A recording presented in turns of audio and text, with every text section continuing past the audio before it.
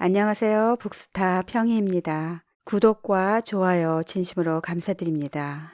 오늘은 데일 카네기가 지은 카네기 인간 관계론, 사람들이 나를 즉시 좋아하게 만드는 방법 164쪽에 있는 내용 같이 보도록 하겠습니다. 나는 뉴욕의 33번가와 8번가 모퉁이에 있는 우체국에 등기우편을 붙이기 위해 줄을 서서 기다리고 있었다. 등기부 직원은 날마다 반복되는 우편물의 계량, 우표와 거스름돈의 계산, 수령증의 발부 같은 기계적인 일에 실증을 느끼고 있는 것 같았다. 그래서 나는 혼잣말로 이렇게 속삭였다. 저 직원이 나를 좋아하게 만들어야지. 그러기 위해서는 분명히 내가 아니라 저 사람을 칭찬하는 이야기를 해야 될 거야. 그래서 나는 나 자신에게 물었다. 내가 정직하게 저 사람을 칭찬하려면 그의 어떤 점을 칭찬해야 할까? 그것은 때때로 전혀 낯선 사람의 경우에는 대답하기가 곤란한 질문이지만 이번 경우에는 아주 쉽게 해결되었다. 나는 즉시 그의 칭찬할 만한 점을 찾았던 것이다. 그래서 나는 그 직원이 내 편지를 개량하고 있는 동안 감탄하며 말했다. 저도 당신과 같은 머리카락을 갖고 싶군요. 그러자 그 직원은 놀라서 나를 쳐다보았는데 그의 얼굴에는 미소가 담겨져 있었다. 글쎄요, 옛날보다는 색이 많이 바랬어요. 하고 그는 겸손하게 말했다. 머리칼이 비록 젊은 시절의 윤택한 색깔보다 약간 바랬을지 모르지만 아직도 참 매력적이라고 말해주자 그는 무척이나 기뻐했다. 우리는 즐겁게 대화를 잠시 나누었다. 그 직원이 내게 마지막으로 한 말은 많은 분들이 내 머리칼을 칭찬해 줍니다. 라는 것이었다. 나는 그 직원이 기분이 좋아서 그날 점심은 나가 사 먹었으리라 생각한다. 또 그는 저녁에 집으로 돌아가 아내에게 그날 낮에 있었던 일을 이야기했을 것이다. 거울을 들여다보며 또 이렇게 말했을지도 모른다. 정말 아름다운 머리카락이야. 언젠가 내가 공개석상에서 이 이야기를 했더니 한 사람이 나중에 이렇게 물었다. 당신은 그에게서 무엇을 얻어내려고 했습니까? 내가 무엇을 얻어내려고 노력했냐고? 만약 우리가 남에게 대가를 바라지 않고 조그만 행복이라도 나누며 다소 정직한 칭찬을 전달할 수 없다면, 만일 우리의 영혼이 씨디신 사과 한쪽보다도 크지 못하다면 우리는 당연히 불행을 당하는 게 마땅할 것이다. 아, 하긴 그렇다. 나는 그에게서 무엇인가 얻어내기를 원했고 무엇인가 더할 수 없이 소중한 것을 손에 넣었다. 보상을 받지 않고 그 사람에게 무언가 좋은 일을 했다는 것을, 바로 이것이 그 일이 지나간 뒤에 오랫동안 기억 속에 남아있을 느낌이다. 인간의 행동에는 대단히 중요한 법칙이 한 가지 있다. 이 법칙을 따르면 인간관계에 관한 거의 모든 문제를 피할 수 있다. 실제로 이 법칙을 지키기만 하면 많은 친구를 얻을 수 있고 행복을 오랫동안 누릴 수 있다. 그러나 이 법칙을 어기는 순간 우리는 끝없는 문제에 빠지게 된다. 이 법칙은 다음과 같다. 항상 다른 사람으로 하여금 자신이 중요하다는 느낌이 들게 하라. 앞에서 말한 바와 같이 존 듀이는 중요한 존재가 되려는 소망은 인간에게 있어서 가장 뿌리 깊은 욕구라고 했다. 그리고 윌리엄 제임스는 이렇게 말했다. 인간 본성의 가장 끈질긴 욕망은 인정받고 싶어 한다는 것이다. 이미 지적한 바와 같이 이것이야말로 인간과 동물을 구별하는 욕구인 것이다. 인간이 문명 자체를 전진시켜 온 것도 바로 이러한 욕구에서이다. 철학자들은 수천 년에 걸쳐 인간관계의 법칙을 연구해 왔는데 그 가운데서 오직 한 가지 중요한 교훈을 발견했다. 그것은 새로운 것이 아니고 인류의 역사만큼이나 오래된 것이다. 2500년 전 페르시아에서 조로아스터는 그것을 그의 추종자들에게 가르쳤고 그의 추종자들은 배화교도에게 가르쳤다. 그리고 24세기 전 중국에서 공자는 그것을 강의했다. 도교의 시조인 노자는 도덕경을 써서 이것을 제자들에게 가르쳤다. 그리스도 탄생 500년 전에 석가모니는 겐지즈강 기슭에서 이것을 설교했다. 그보다 1000년 전에 힌두교의 성서는 이것을 가르쳤다. 예수는 20세기 전에 유대의 바위산 위에서 이것을 가르쳤다. 예수는 이것을 한 가지 사상으로 요약했다. 그것은 아마도 이 세상에서 가장 중요한 법칙일 것이다. 남에게 대접받고자 하면 남을 대접하라. 사람은 주위 사람들로부터 칭찬받고자 하며 자신의 진정한 가치를 인정받기를 원한다. 자기 자신의 조그마한 세계에서 중요한 존재이고자 한다. 사람들은 경박한 아첨은 듣고 싶지 않지만 진심에서 우러나오는 칭찬은 열망한다. 사람들은 친구나 동료들이 찰스 슈왑의 말처럼 진심으로 동의해주고 칭찬하는데 인색하지 않기를 바라고 있다. 우리 모두가 그것을 원한다. 따라서 이 황금률에 따라 남에게 대접받고자 하는 것을 남에게 베풀어라. 어떻게, 언제, 그리고 어디서, 어느 때나 어느 곳에서나 그렇게 해야 한다. 위스콘신주 오클레어에 사는 데이비드 G. 스미스는 한 자선 음악회에서 스낵 코너를 맡았을 때 일어났던 난처한 상황을 어떻게 해결했는가에 대해 우리 강좌에서 보고했다. 음악회 날 저녁에 공원에 갔더니 판매대 옆에 두 사람의 나이든 부인이 서 있었는데 기분이 별로 좋지 않은 것 같았습니다. 분명히 두 사람은 각자 그곳의 책임을 맡을 것으로 생각했던 것이었습니다. 어떻게 할까 하고 망설이고 있는데 주최자 측 간부 한 분이 나타나 제게 금고를 주면서 오늘 밤의 일을 맡아줘서 고맙다고 말했습니다. 그는 로지와 제인을 저의 조수라고 소개한 뒤 돌아가 버렸습니다. 무거운 침묵이 흘렀습니다. 그 금고가 책임자를 상징하는 것임을 깨달은 저는 그것을 로지에게 맡기면서 저는 돈 계산에 서툴러 실수할지도 모르니 금고를 맡아주면 도움이 되겠다고 말했습니다. 그리고 제인에게는 소다수 제조기를 맡은 10대 소녀 2명에게 작동법을 가르쳐주도록 부탁했고 그녀에게 그쪽을 전적으로 맡도록 부탁했습니다. 그래서 그날 저녁은 무척 즐겁게 지나갔습니다. 로지는 신이 나서 돈 계산을 했고 제인은 소녀들을 감독했으며 저는 느긋하게 음악회를 즐겼습니다. 이렇게 남에 대한 진정한 평가의 철학을 적용하는 데는 프랑스 대사나 위원회의 위원장이 될 때까지 기다릴 필요가 없다. 우리는 거의 매일 이러한 철학으로 기적을 만들어낼 수 있다. 예를 들어 식당에서 감자튀김을 주문했는데 종업원이 으깬 감자를 가져왔다면 이렇게 말하면 되는 것이다. 수고를 끼쳐 미안하지만 전 튀긴 감자를 시켰는데요. 그러면 기꺼이 감자를 바꿔줄 것이다. 왜냐하면 우리가 종업원을 존중해 주었기 때문이다. 수고를 끼쳐 죄송하지만 이것을 좀 감사합니다와 같은 아무렇지도 않은 친절한 감사의 말은 단조로운 일상생활의 톱니바퀴에 신선한 기름을 쳐준다.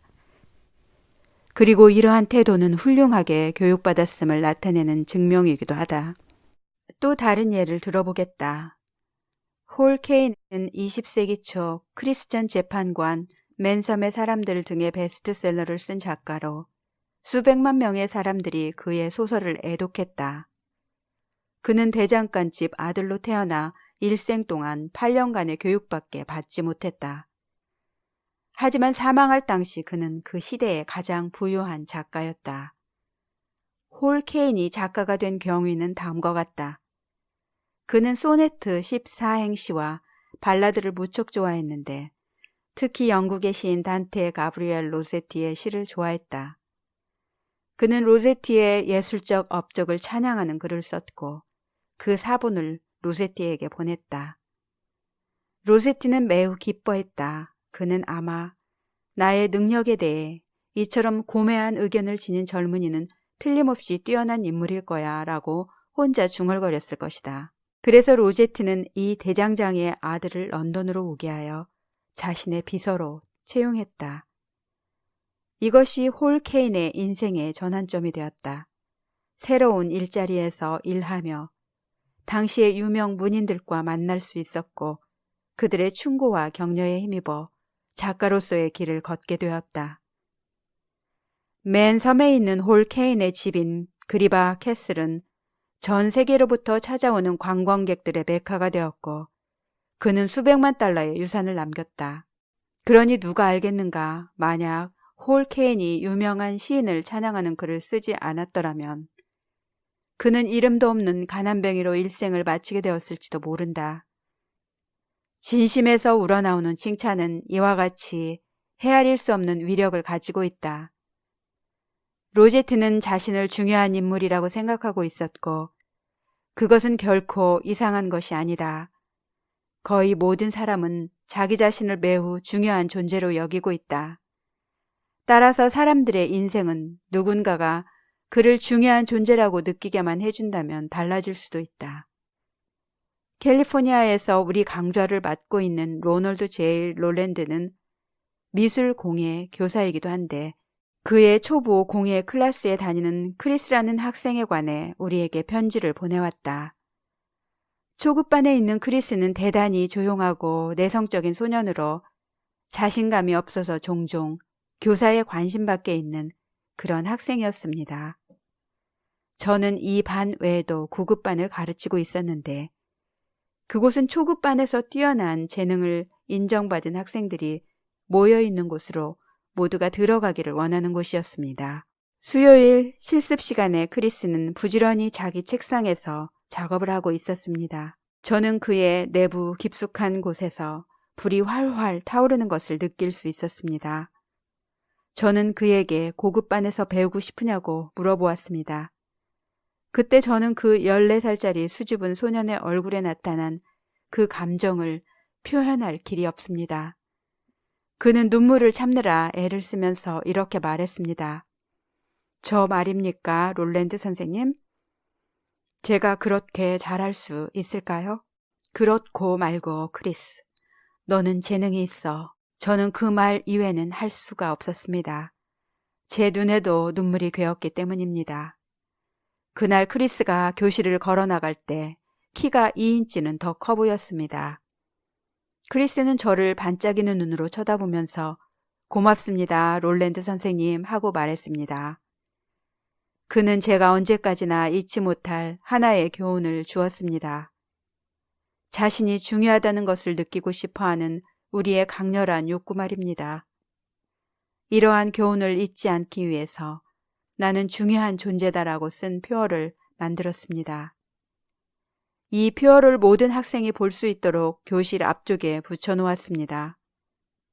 저는 그것을 볼 때마다 제가 가르치는 학생 하나하나가 모두 똑같이 중요한 존재라는 사실을 상기하곤 합니다. 거의 모든 사람은 누구나 자기 자신이 타인보다 어떤 점에서 뛰어나다고 생각한다.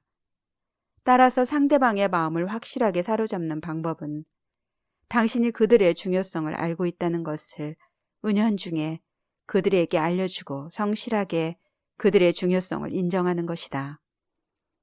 에머슨의 말을 기억해 주기 바란다.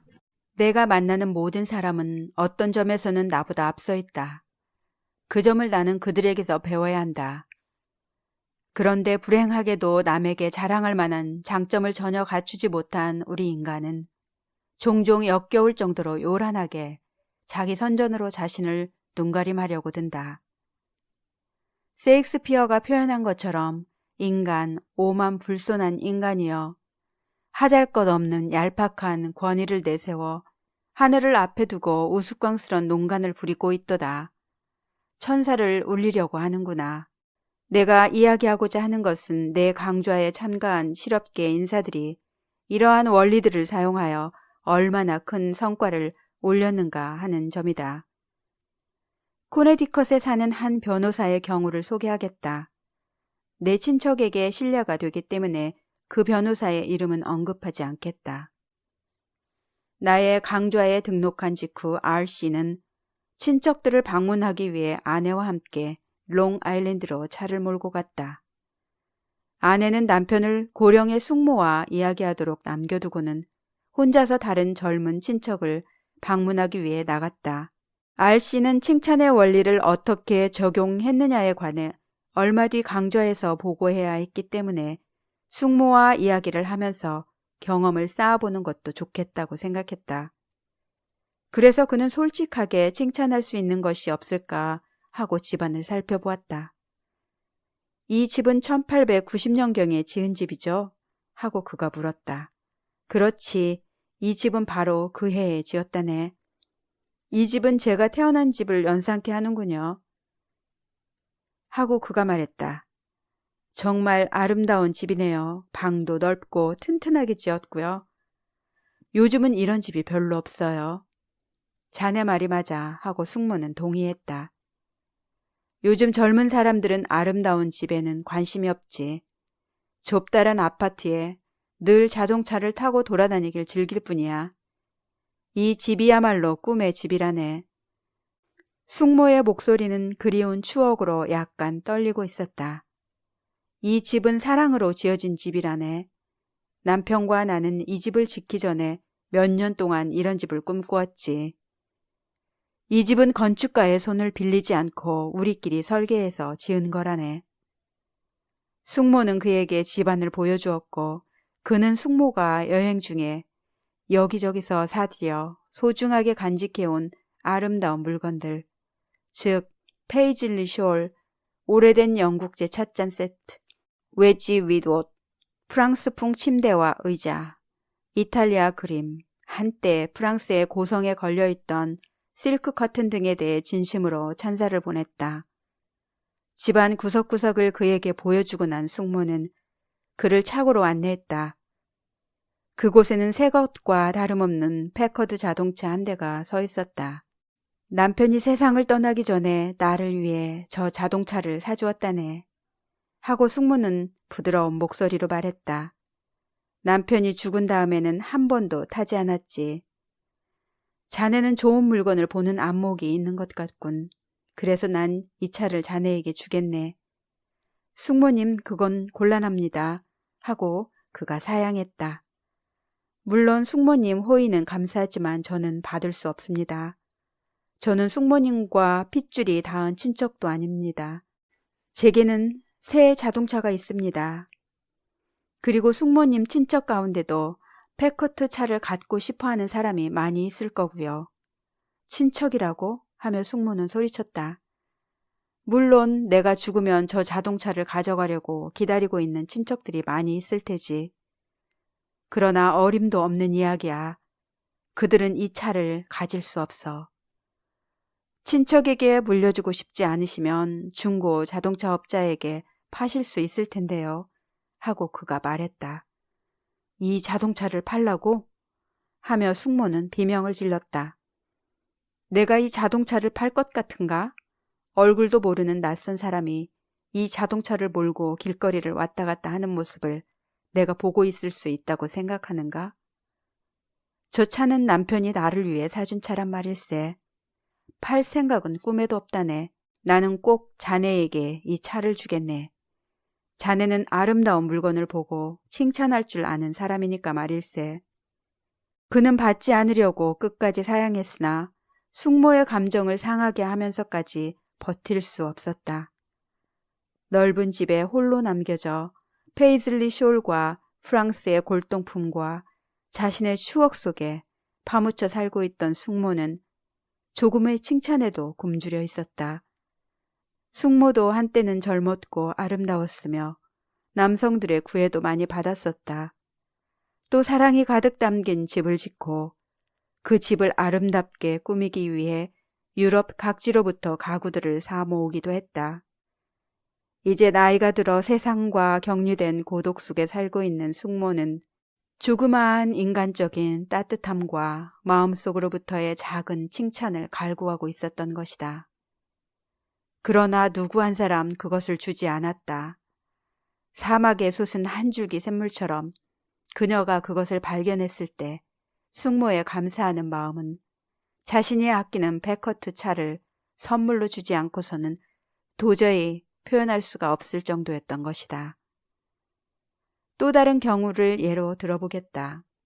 코닥 필름으로 유명한 조지 이스트만은 활동사진을 가능하게 한 투명 필름을 발명하여 수억 달러의 재산을 모았고 지구상에서 가장 유명한 실업가 중 한 사람이 되었다.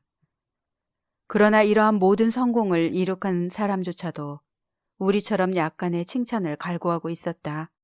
이스트만이 로체스터의 이스트만 음악학교와 킬보원 홀을 짓고 있을 때 당시 뉴욕의 수피리어 의자회사 사장이던 제임스 아담스는 이 건물에 필요한 의자를 납품하는 주문을 따내고 싶었다. 건축가에게 전화를 한 아담스는 로체스터에서 이스트만과 만날 약속을 했다. 아담슨이 도착하자 건축가가 이렇게 말했다.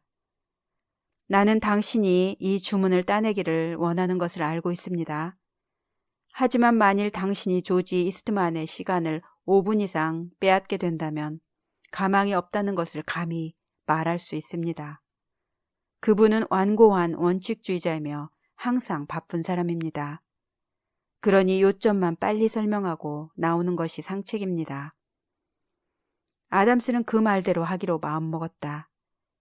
그가 이스트만의 방으로 들어갔을 때 이스트만은 책상 위에 산더미처럼 쌓아놓은 서류에 열중하고 있었다.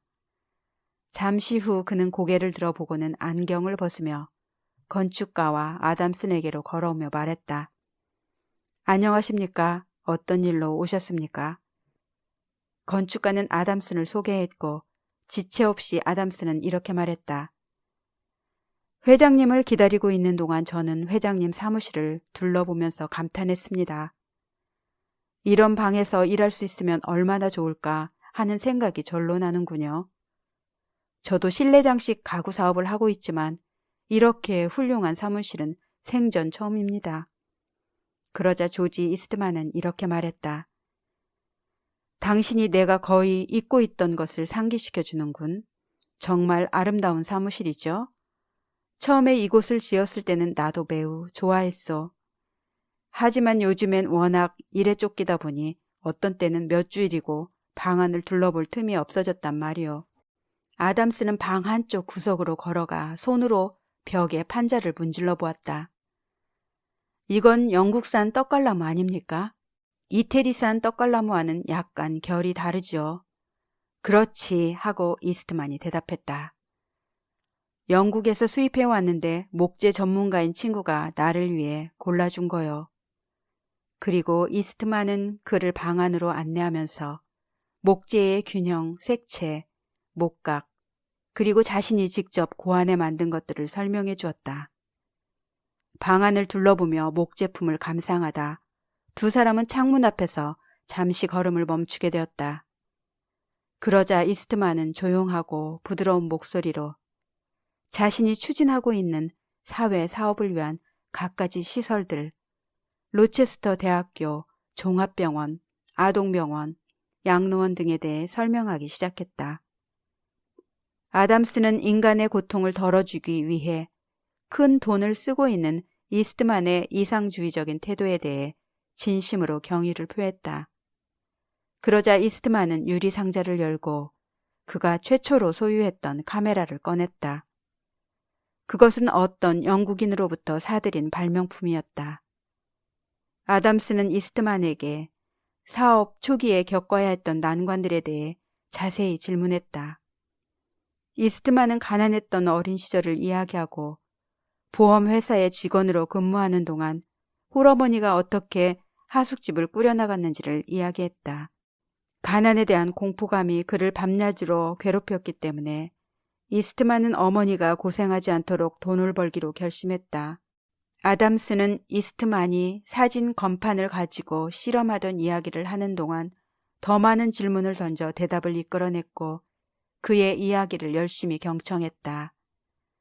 이스트만은 낮에는 사무실에서 일하고 때로는 밤새 실험을 하며 화학약품이 작용할 동안 잠깐씩 눈을 붙였고 어떤 때는 72시간 동안 옷 입은 채로 일하며 잤다고 말했다.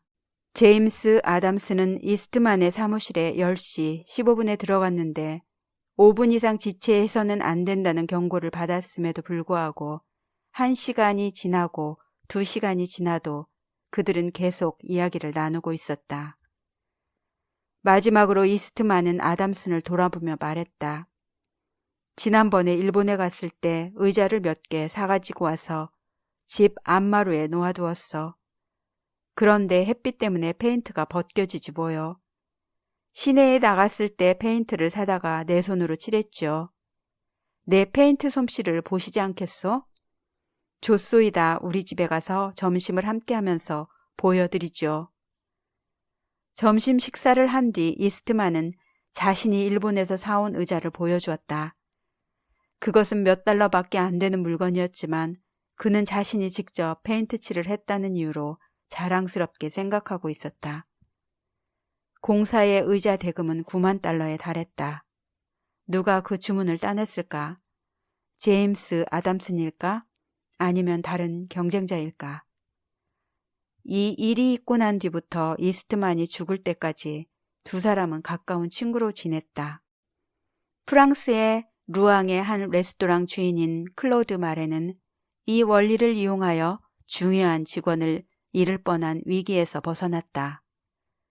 그 여자는 5년 동안 그곳에서 일하고 있었으며 마레와 21명의 종업원 사이를 밀접하게 연결시켜 주고 있었다. 마레는 그녀의 사직서를 등기 우편으로 받고 충격을 받았다. 마레는 이렇게 말했다. 나는 매우 놀라고 한편으로는 굉장히 실망했습니다.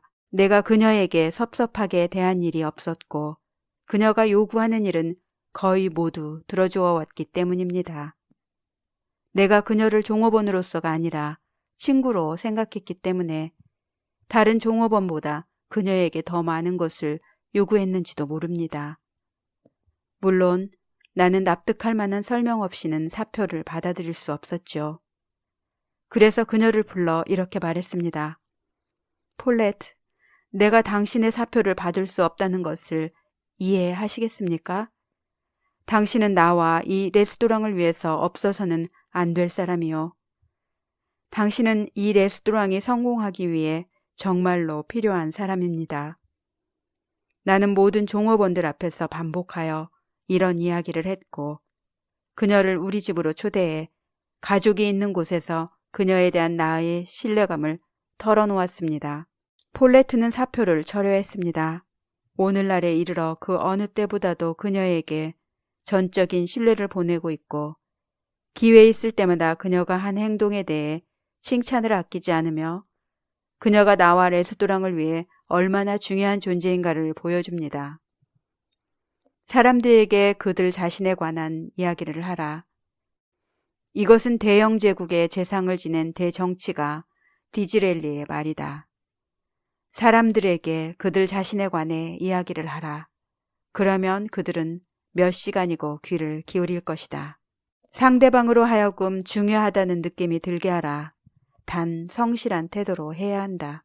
인간관계를 잘 맺는 6가지 방법. 1. 다른 사람들에게 순수한 관심을 기울여라. 2. 미소를 지어라. 3. 이름을 잘 기억하라. 4. 경청하라. 5. 상대방의 관심사에 대해 이야기하라. 6. 상대방으로 하여금 중요하다는 느낌이 들게 하라. 단 성실한 태도로 해야 한다.